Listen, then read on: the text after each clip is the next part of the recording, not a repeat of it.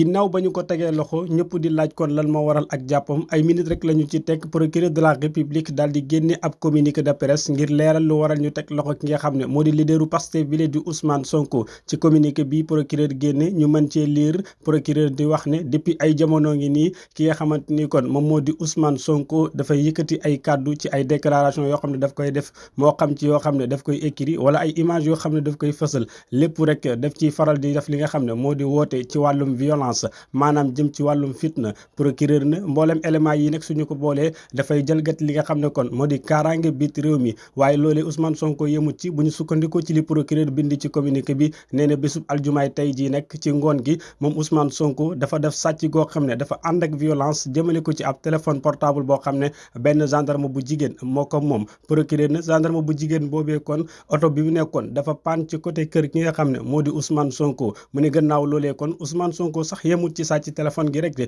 procureur de la république mooy wax waaye dafa fësal ay post yoo xam ne daf ko def ci page Facebook am ak ci fi nga xam ne kon moo di Twitter def ko ci mboolem réseau yi nga xam ne moom lay utiliser di woo ndaw ñi nag ñu daal di fippu loolee nag nee ne procureur moo sabab kon ñu daal di koy teg loxo nga jamono ji kon moom leaderu Pastef bi placé nañ ko sous mandat de dépôt.